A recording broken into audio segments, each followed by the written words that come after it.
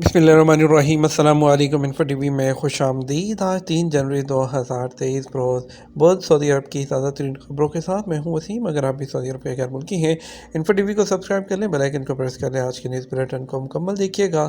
शुरू करते हैं पहली खबर के साथ।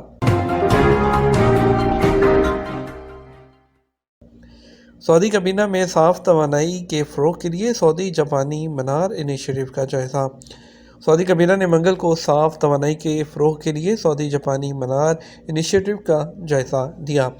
खबरसा इदारे एसपी के मुताबिक काबीना का इजलास रियाद में शाह सलमान बिन अब्दुल अज़ीज़ की ज़ेर सदारत मुनक़्क़द हुआ। काबीना ने मनार इनिशिएटिव की पेशरफ्त को सराहा, जो ज़ीरो कार्बन न्यूट्रलिटी के हसूल के लिए हिकमत अमली और मनसूबे तैयार करने की कोशिशों में दुनिया भर के ममालिक के लिए एक मॉडल के तौर पर काम कर सकता है। जद्दा के तारीखी इलाके अलबलद में पेड कार पार्किंग सिस्टम बहाल, फ़ीस कितनी होगी? सऊदी अरब में जद्दा के तारीखी इलाके अलबलद में पेड का जो कार पार्किंग सिस्टम है 3 माह की बंदिश के बाद बहाल कर दिया गया। पार्किंग मकामात की निगरानी के लिए नए कॉन्ट्रैक्टर की जानब से सिस्टम को अपडेट करने के बाद पार्किंग फ़ीस टोकन मशीनों को भी बहाल कर दिया गया। अखबार 24 के मुताबिक तारीखी इलाके में पेड कार पार्किंग की फ़ीस फ़ी घंटा जो है वो 3 रियाल 50 हलाला जो है वो मुकर्रर की गई है। पार्किंग फ़ीस की अदायगी डिजिटल सिस्टम के ज़रिए बारकोड स्कैन करके भी की जा सकती है। नए कॉन्ट्रैक्टर की जानब से फ़ीस अदा किए बगैर कार पार्क करने पर नया सिस्टम मुतारिफ कराया गया है, जिसके तहत जिन गाड़ियों में टोकन नहीं होगा उन्हें यार्ड में जमा कराने की बजाय कार के टायर को लॉक कर दिया जाता है, जिसका चालान 135 रियाल मुकर्रर किया गया है। इससे पहले बगैर टोकन के पार्क पर गाड़ी को टो करके मखसूस यार्ड में जमा कर दिया जाता था, जिसका चालान 230 रियाल था। पार्किंग टोकन के बगैर गाड़ी पार्क करने पर टायर को लॉक करने के साथ ड्राइवर्स की जानब दरवाजे पर वार्निंग नोटिस भी चिपका कर दिया जाता है, ताकि लॉक को देखे बगैर गाड़ी चलाने की कोशिश ना की जाए। रजिस्टर्ड नए रहायशी एग्रीमेंट डिजिटल चैनल से किराए की पेमेंट के लिए डेडलाइन मुकर्रर। Saudi real estate general authority का कहना है कि 15 जनवरी 2000 बाद जो है उसके बाद से नए रजिस्टर होने वाले रहायशी फ्लैटों और प्रॉपर्टी के किरायों की वसूली डिजिटल चैनल के ज़रिए की जाएगी। उकाद अखबार के मुताबिक सऊदी अरब में रियल एस्टेट के शोबे को डिजिटलाइज करने के लिए महलावार अमल किया जा रहा है, जिसके लिए चंद साल पहले इचार पोर्टल लॉन्च किया गया था। पोर्टल पर महलावार किराएनामों को रजिस्टर करने का आगाज़ भी कर दिया गया है। अथॉरिटी का कहना है कि डिजिटल ज़राए में मादा और सदात बिल नंबर 153 मखसूस किया गया है, जिसके ज़रिए किराया अदा किया जा सकता है।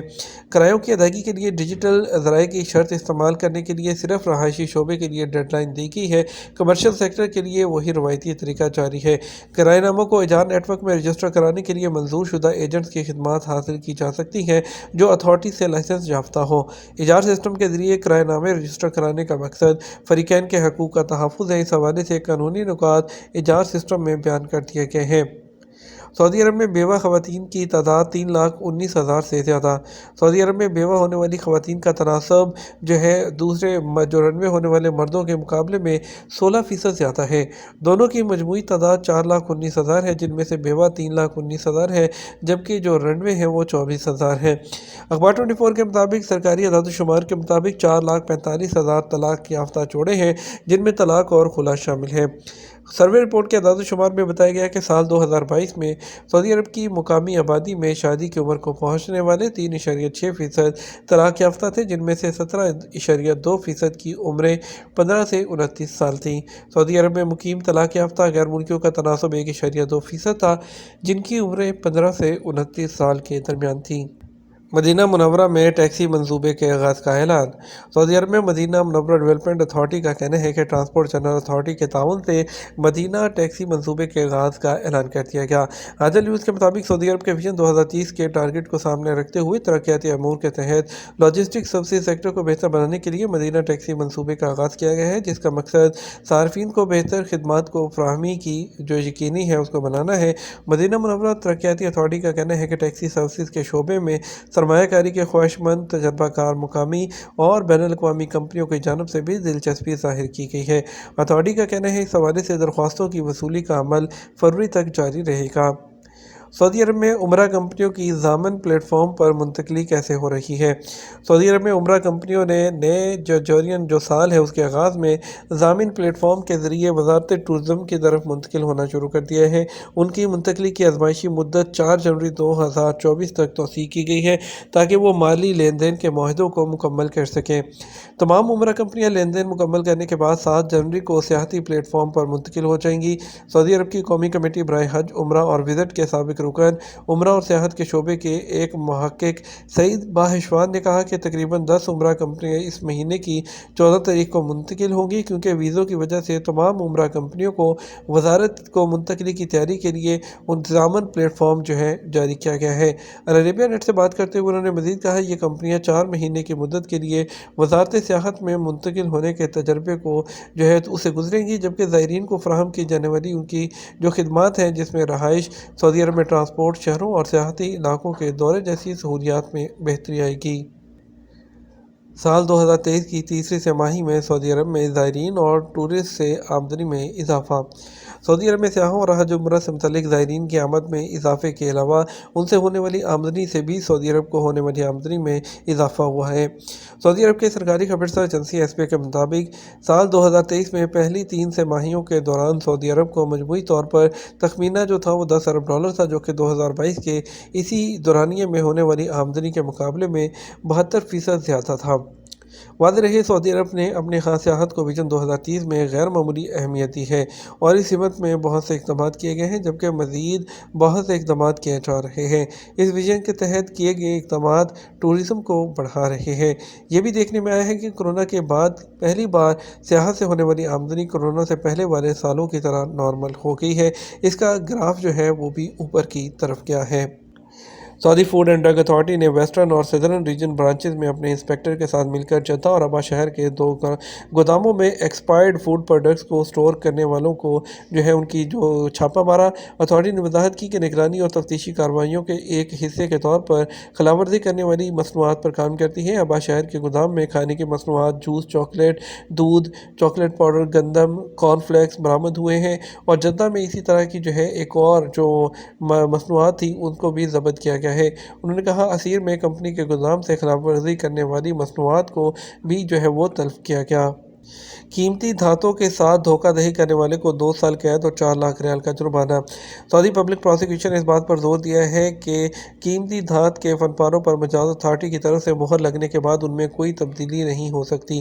ان کو فروخت کرنے کے لیے تیار کرنے کے عمل کی وجہ سے، سوائے اس کے کہ جو صنعت کی ضروریات کے لیے ضروری ہو۔ اور تفصیل کے ساتھ پبلک پراسیکیوشن نے کہا کہ کوئی بھی قیمتی دھاتوں کے رنگ، وزن یا کیلیبر کے بارے میں دھوکہ دیتا ہے، ان کے ساتھ کوئی بھی اس طرح کی وہ چھیڑ چھاڑ کرتا ہے اس کے وزن میں یا کسی بھی طرح سے، تو اس کو 2 سال تک قید اور 4 لاکھ ریال تک کا جرمانہ ہو سکتا ہے۔ سعودی عرب نے باضابطہ طور پر برکس بلاک میں شمولیت اختیار کر لی۔